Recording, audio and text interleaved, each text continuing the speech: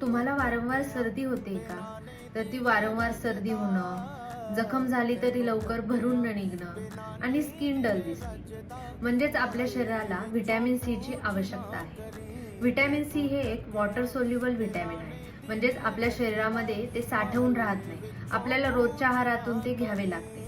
या व्हिटॅमिनला ascorbic acid असेही म्हणतात. आपल्या शरीरामध्ये व्हिटॅमिन सी म्हणजे आपले पॉवरफुल अँटीऑक्सिडंट आहे. तर आपल्या शरीरामध्ये immunity boosting, skin health, collagen production, wound healing, iron absorption आणि हार्ट हेल्थ ही सर्व कामे व्हिटॅमिन सी करते. तर या व्हिटॅमिन सी ची लक्षणे काय? तर वारंवार सर्दी खोकला होणे, हिरड्यांच्यातून रक्त येणे, दात सैल होणे, जखमा उशिरा भरून निघणे, सांधेदुखी आणि एक्स्ट्रीम विकनेस.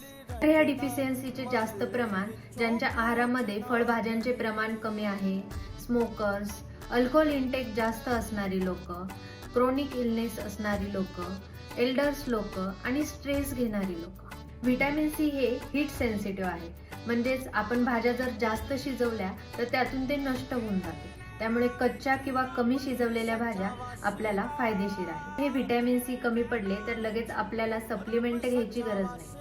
नॅचरल फूड हे एक बेस्ट सोर्स आहे. सप्लिमेंट फक्त सपोर्ट आहे. त्यामुळे आपल्या आहारात आपण फळांमध्ये संत्री, मोसंबी, लिंबू, आवळा, स्ट्रॉबेरी, पेरू, किवी आणि भाज्यांमध्ये हिरव्या पालेभाज्या, ढोबळी मिरची, टोमॅटो, कोबी आणि ब्रोकली ऍड करा. तर आपण सप्लिमेंट घ्यायला गेलो तर हे एक वॉटर सोल्युबल व्हिटॅमिन असल्यामुळे आपल्याला डायरिया म्हणा किंवा किडनी स्टोन, ऍसिडिटी, गॅस हे त्रास होऊ शकतात. त्यापेक्षा आहारात मी जे सांगितले ते ऍड करा आणि व्हिटॅमिन सी डेफिशियन्सी पासून दूर राहा. अशाच आणखी व्हिटॅमिन बद्दल माहिती जाणून घेण्यासाठी ही सिरीज नक्की फॉलो करा. थँक्यू.